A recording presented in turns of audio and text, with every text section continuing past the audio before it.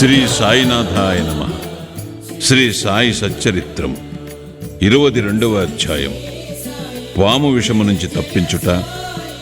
బాలాసాహెబ్ మిరీకర్, బాపూసాహెబ్ బూటీ, అమీర్ శక్కర్, హేమాడ్ పంత్ సర్పములను చంపుడు గూర్చి బాబా అభిప్రాయం. బాబాను ధ్యానించుటట్లు. భగవంతుని నైజము గాని స్వరూపము గాని అగాధములు. వేదములు గాని 1000 నాలుకలు గల ఆదిశేషుడు గాని వారిని పూర్తిగా వర్ణింపలేరు. భక్తులు భగవంతుని రూపమును చూచి కనుగొని తీరవలను. ఎందుకనగా తమ ఆనందమునకు భగవంతుని పాదములే ముఖ్య మార్గమని వారికి తెలియను. జీవిత పరమార్థమును పొందుటకు గురుని పాదములనే ధ్యానించవలను గాని ఇంకొక మార్గము లేదని వారలకు తెలియను. హేమాడ్ పంతు ఒక సులభమైన మార్గమును ఉపదేశ రూపముగా చెప్పుచున్నాడు. అది ధ్యానమునకు భక్తికి కూడా అనుకూలించును. నెలలో కృష్ణపక్షమున రాను రాను వెన్నెల క్రమముగా క్షీణించును. తుదకు అమావాస్య నాడు చంద్రుడు కానరాడు, వెన్నెల కూడా రాదు. శుక్లపక్షము ప్రారంభమవగానే ప్రజలు చంద్రుని చూచుటకు ఆతురతపడెదరు. మొదటి దినము చంద్రుడు కానరాడు, రెండవ నాడు అది సరిగా కనిపించదు. అప్పుడు 2 చెట్టు కొమ్మల మధ్య గుండా చూడమనెదరు. ఆతురతతో ఏకధ్యానముతో ఆ సందు ద్వారా చూచునప్పుడు దూరముగానున్న చంద్రుని ఆకారము ఒక గీతవలి కాన్పించెను. వారప్పుడు సంతసించెదరు. ఈ సూత్రమును అనుసరించి బాబా తేజమును చూచెదముగాక. బాబా కూర్చున్న విధానమును చూడుడు, అది ఎంత సుందరముగానున్నది. వారు కాళ్లను ఒకదానిపైన ఇంకొకటి వేసి ఉన్నారు. ఎడమ చేతి వ్రేళ్లు కుడి పాదముపై వేసి ఉన్నారు. కుడికాలి బొటన వ్రేలుపై చూపుడు వ్రేలును మధ్య వ్రేలును ఉన్నవి. ఈ కూర్చున్న విధమును బట్టి చూడగా బాబా మనకి దిగువ విషయము చెప్ప నిశ్చయించుకున్నట్లున్నది. నా ప్రకాశమును చూడవలనంటే అహంకారమును విడిచి మిక్కిలి అనుకువతో చూపుడు వ్రేలుకు మధ్య వ్రేలుకు మధ్యనున్న బొటన వ్రేలుపై దృష్టిని సారించినచో నా ప్రకాశమును చూడగలరు. ఇది భక్తికి సులభమైన మార్గం.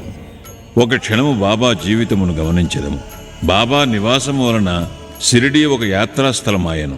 అన్ని మూలల నుండి ప్రజలు అచట గుమిగూడుచుండిరి. బీదవారు గొప్పవారు కూడా అనేక విధముల మేలు పొందుచుండెడివారు. బాబా యొక్క అనంత ప్రేమను, ఆశ్చర్యకరమైన సహజమైన వారి జ్ఞానమును, వారి సర్వాంతర్యామిత్వమును వర్ణించగలవారెవరు? వీనిలోనేదైనా ఒక దానిని గాని అన్నియు గాని అనుభవించిన వారు ధన్యులు. ఒక్కొక్కప్పుడు బాబా దీర్ఘ మౌనము పాటించువారు. అది వారి యొక్క బ్రహ్మబోధము. ఇంకొకప్పుడు చైతన్యఘనులుగా నుండువారు. ఆనందమునకు అవతారముగా భక్తులచే పరివేష్టితలేయుండెడివారు. ఒక్కొక్కప్పుడు వారు నీతిని బోధించు కథలను చెప్పెడేవారు. ఇంకొకప్పుడు హాస్యము తమాషా చేయుటలో మునిగిడేవారు. ఒక్కొక్కప్పుడు సూటిగా మాట్లాడువారు. ఒక్కొక్కప్పుడు కోపోద్దీపితుడాయన తోచువారు. ఒక్కొక్కప్పుడు తమ బోధలు క్లుప్తముగా చెప్పుచుండెడివారు. ఒక్కొక్కప్పుడు దీర్ఘ వివాదములోనికి దించెడివారు. అనేక సార్లు ఉన్నదున్నట్లు మాట్లాడేవారు. ఈ ప్రకారముగా సందర్భావసరములు బట్టి వారి ప్రబోధము అనేక విధముల అనేక మందికి కలుగుచుండెడిది. వారి జీవితం అగోచరమైనది. అది మన మేధాశక్తికి భాషకు అందుబాటులో ఉండేది కాదు. వారి ముఖార విందమును చూచుటయందు ఆసక్తి కాని, వారితో సంభాషించుటయందు గాని, వారి లీలలు వినుటయందు గాని తనివి తీరడిది కాదు. అయినప్పటికీ సంతోషముతో ఉప్పొంగుచుండేవారము. వర్ష బిందువులను లెక్కించగలము, తోలి సంచిలో గాలిని మూయగలము. కాని బాబా లీలలను లెక్కించలేము. వానిలో నొక్కదానిని గూర్చి చెప్పెదము. భక్తుల ఆపదలను కనుగొని భక్తులను వాని బారి నుండి సకాలమున బాబా ఎట్లు తప్పించుచుండెనో ఇచ్చట చెప్పెదము. బాలాసాహెబ్ మిరీకర్. సర్దార్ కాకాసాహెబ్ మిరీకర్ కొడుకగు బాలాసాహెబ్ మిరీకర్ కోపర్గాముకు మామల్తదారుగా నుండెను. అతడు ఒకనాడు చితలీగ్రామ పర్యటనకు పోవుచుండెను. మార్గమధ్యమున బాబాను చూచుటకు షిరిడీకి వచ్చాను. మసీదుకు పోయి బాబాకు నమస్కరించాను. బాబా అతని యోగక్షేమములనడిగి జాగ్రత్తగా నుండవలనని హెచ్చరిక చేయుచు ఇట్లడిగాను. నీకు మన ద్వారకామాయి తెలియనా? బాలాసాహెబునకు ఆ ప్రశ్న బోధపడకపోటుచే ఊరకుండెను. నీవిప్పుడు కూర్చున్నదే ద్వారకామాయి. ఎవరైతే ఆమె గుడిలో కూర్చున్నదరో వారిని ఆమె కష్టముల నుండి ఆతురతల నుండి తప్పించును. ఈ మసీదు తల్లి చాలా దయార్ద్ర హృదయరాలు. ఆమె నిరాడంబర భక్తులకు తల్లి. వారిని ఆపదల నుండి తప్పించును. ఆమె ఒడిని ఆశ్రయించిన వారి కష్టములన్నీ సమసిపోవును. ఎవరామె నీడను ఆశ్రయించెదరో వారికి ఆనందము కలుగును. పిమ్మట బాలాసాహెబుకు ఊదీ ప్రసాదమిచ్చి వాని శిరస్సుపై చేయి వేశాను. బాలాసాహెబు పోవుచుండగా, బాబా, నీకు ఆ పొడువాటి వ్యక్తి తెలియనా? అదే సర్పము అనెను. బాబా తమ ఎడమ చేతిని మూసి దానిని కుడి చేతి వద్దకు తెచ్చి పాము పడగవలే ఉంచి, అతడు మిక్కిలి భయంకరమైన వాడు. కాని ద్వారకామాయి బిడ్డలను అతడేమి చేయగలడు? ద్వారకామాయి కాపాడుచుండగా పాము ఏమి చేయగలదు అనెను. అక్కడున్న వారందరూ దేని భావము తెలుసుకొనుటకు, దానికి మిరీకరకు గల సంబంధమును తెలుసుకొనుటకు కుతూహలపడుచుండిరి. కాని బాబాను ఈ విషయమై అడుగుటకు ధైర్యము లేకుండెను. బాలాసాహెబు బాబాకు నమస్కరించి మసీదుని విడిచి శ్యామాతో వెళ్ళెను. బాబా శ్యామాను పిలిచి బాలాసాహెబుతో చితలి వెళ్ళి ఆనందించుమన్నెను. బాబా ఆజ్ఞానుసారము తాను కూడా వెంట వచ్చేదనని శ్యామ బాలాసాహెబ్తో చెప్పాను. అసౌకర్యముగా నుండునుగాన వద్దని బాలాసాహెబు శ్యామాతో చెప్పాను. శ్యామ బాబాకి సంగతి తెలిపాను. బాబా ఇట్లనేను, సరే, వెళ్ళవద్దు. వాని మంచి మనము కోరితిమి. ఏది నుదుట వ్రాసి ఉన్నదో అది జరుగక తప్పదు. ఈ లోపల బాలాసాహెబు తిరిగి ఆలోచించి శ్యామాను తన వెంట రమ్మనెను. శ్యామ బాబా వద్ద కేగి సెలవు పుచ్చుకొని బాలాసాహెబుతో టాంగాలో బయలుదేరను. వారు రాత్రి 9 గంటలకు చితలి చేరిరి. ఆంజనేయ ఆలయములో బస చేసిరి. కచేరీలో పనిచేయువారెవరూ రాలేదు. కావున నెమ్మదిగా ఒక మూల కూర్చొని మాట్లాడుచుండిరి. చాపపైన కూర్చొని బాలాసాహెబు వార్తాపత్రిక చదువుచుండెను. అతడు ధరించిన అంగవస్త్రముపై ఒక సర్పముండెను. దానినెవ్వరునూ చూడలేదు. అది బుసకొట్టుచూ కదులుచుండెను. ఆ ధ్వనిని నౌకరు వినెను. అతడు ఒక లాంతరు తెచ్చి సర్పమును చూచి పాము పాముని అరిచెను. బాలాసాహెబు భయపడెను, వణకుట ప్రారంభించెను. శ్యామ కూడా ఆశ్చర్యపడెను. అందరూ మెల్లగా కట్టెలను తీసిరి. బాలాసాహెబు నడుము నుండి పాము దిగుటకు ప్రారంభించాను. దానిని కొట్టి చంపివేసిరి. ఈ ప్రకారముగా బాబా ముందుగా హెచ్చరించి బాలాసాహెబును హాని నుండి తప్పించిరి. బాబా యందు బాలాసాహెబుకు గల ప్రేమ దృఢమయ్యను. బాపూసాహెబ్ బ్యూటీ. నానా డాంగ్లే అను గొప్ప జ్యోతిష్కుడు బాపూసాహెబ్ బ్యూటీ షిరిడీలో ఉండునప్పుడు ఒకనాటిట్లనేను, ఈ దినము నీకు అశుభము, నీకీ దినము ప్రాణగండమున్నది. ఇది బాపూసాహెబును ఆందోళనకు గురిచేశాను. ఆయన యథాప్రకారము మసీదుకు పోగా బాబా బాపూసాహెబుతో ఇట్లనియను, ఈ నాన్న ఏమనుచున్నాడు? నీకు మరణమున్నదని చెప్పుచున్నాడు కదా. సరే, నీవు ఏమీ భయపడనక్కర్లేదు. మృత్యువు ఎట్లు చంపునో చూచెదముగాక అని వానికి ధైర్యముతో జవాబిమ్ము. ఆనాటి సాయంకాలము బాపూసాహెబ్ బ్యూటీ మరుగుదొడ్డుకి పోయాను. అక్కడ ఒక పామును చూచాను. అతని నౌకరు దానిని చూచాను. ఒక రాయినెత్తి కొట్టబోయాను. బాపూసాహెబు పెద్ద కర్రను తీసుకుని రమ్మనెను. నౌకరు కర్రను తీసుకుని వచ్చునంతలో పాము కదిలిపోయి అదృశ్యమయ్యాను. ధైర్యముతో నుండుమని ఆడిన బాబా పలుకులను బాపూసాహెబ్ జ్ఞప్తికి తెచ్చుకొని సంతోషించెను. అమీర్ శక్కర్.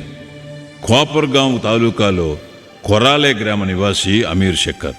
అతడు కసాయి కులములకు చెందినవాడు. అతడు బాంద్రాలో కమిషన్ వ్యాపారిగా పనిచేశాను. అక్కడ అతనికి మంచి పలుకుబడి గలదు. అతడు కీళ్లవాతముతో బాధపడుచుండుటచే భగవంతుని జ్ఞప్తికి తెచ్చుకొని వ్యాపారమును విడిచిపెట్టి షిరిడీ చేరి బాధ నుండి తప్పింపమని బాబాను వేడెను.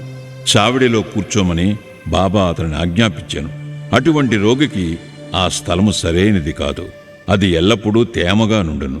గ్రామంలో ఇంకేదైనా స్థలము బాగుండేది. కాని బాబా పలుకులే తగిన ఔషధము, నిర్ణయ సూత్రము. మసీదుకు వచ్చుటకు బాబా అతనికి అనుజ్ఞ ఇవ్వలేదు.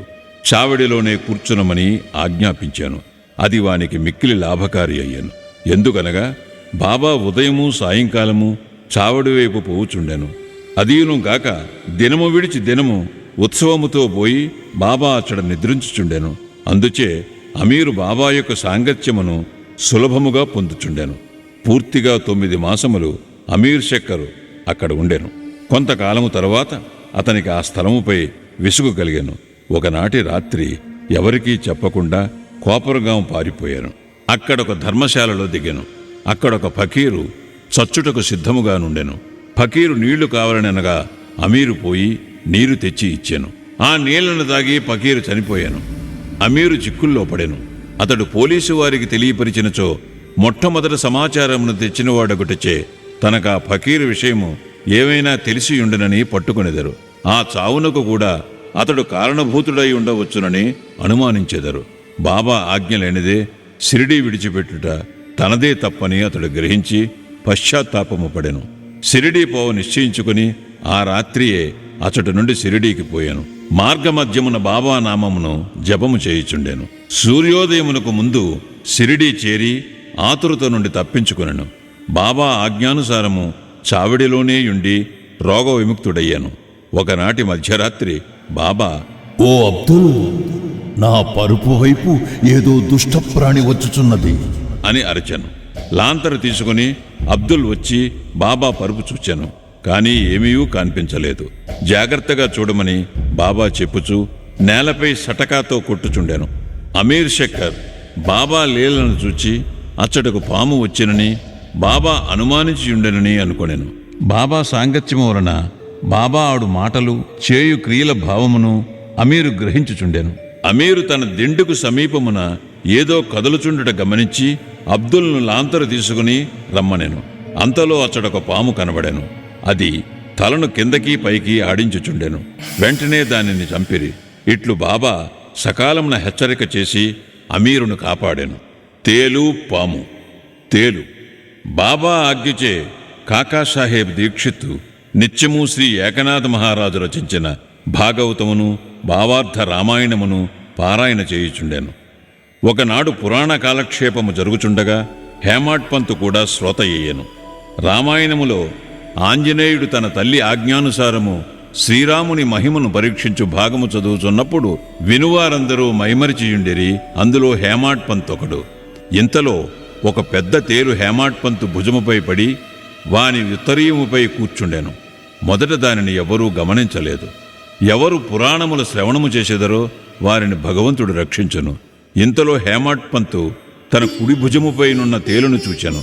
అది చచ్చిన దానివలే నిశ్శబ్దముగా కదలకుండెను. అది కూడా పురాణము వినుచున్నట్లు కనిపించెను.